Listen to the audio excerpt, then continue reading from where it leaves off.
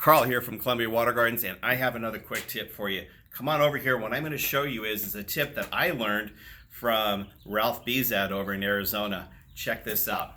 This is something that we do on every waterfall that we build. It adds strength to the spillway stones, to the rocks as we place them, and it's absolutely something else that you can do that makes the liner so much safer. So look at this.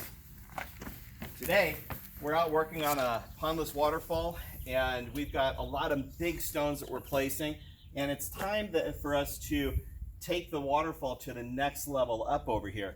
And so as we go to this next level, we have to carve this in, and let me show you what we do.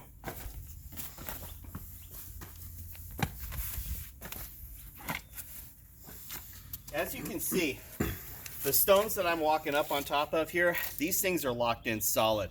And the way that we were able to get these stones locked in so tightly is by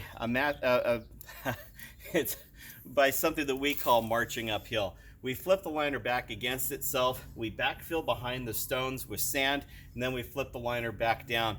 And by doing so, it gives us a much stronger surface. So I'll kind of show you and walk you through this. As always, protect your hands, safety first. By the way, I'm a glove guy. I get teased a lot by that. A lot of my contractor buddies are like, oh, you're always wearing gloves. And I'm like, you know what, but feel these soft hands. So over here, we have a lap joint. This lap joint is going to allow us to extend the length of our liner here up the hillside further without having to seam. So they're just like roofing shingles. So the top of this existing liner goes up this far here. The next liner here is going to just tuck in right behind. And by doing that, we still allow the water to fall down without having to seam anything. So what I'm doing is I'm just kind of getting the lap joint secure before I flip.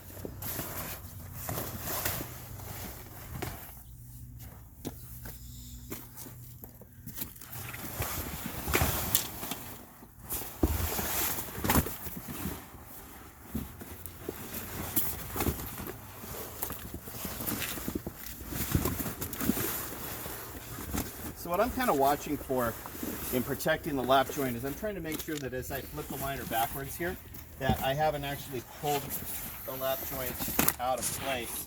So I can kind of look back behind here and I can see that my lap is right in its proper spot. So check this out. Here's the bottom of the lap, right down here, okay? And our upper liner is still much higher than that point.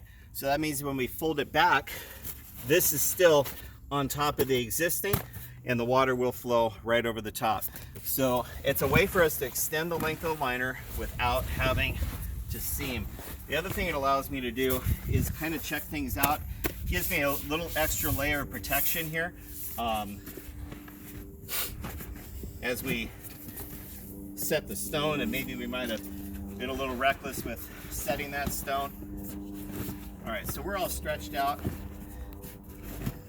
and we are ready to go. Now this liner here comes back.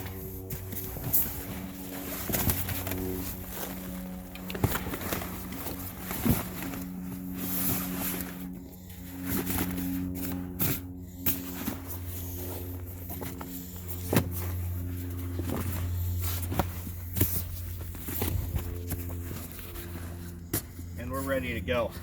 Now, this soil over here is horrific soil. It is just pure mud. Look at this stuff. Look at that. It's horrible. Just loaded with rocks, gravel. Look at this. It's just all through this. This hillside is just a disaster waiting to happen. So what I like to do is, in a situation like this, is I like to backfill with sand.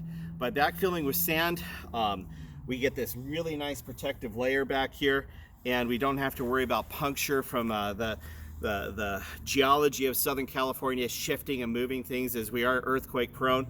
So what I'm going to do next is I'm going to take another layer of underlayment, okay, this heavy duty thick felt that we have over here, and take another layer of underlayment, lay that down behind over here like this, take some of this nasty stuff and kind of build up behind it, and but then we're also going to use, I'm saying, maybe about 3 or 4 wheelbarrows of sand. So there's your tip.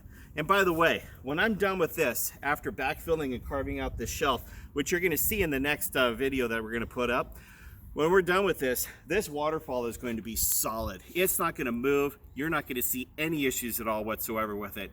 So if you like these tips, please make sure that you like, comment, subscribe to the YouTube channel.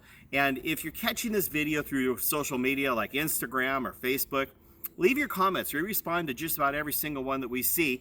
And in addition to that, share it, you know, so that if you're a fellow contractor and you're thinking about getting into building water features, and these are tips that you're actually going to use out in the field.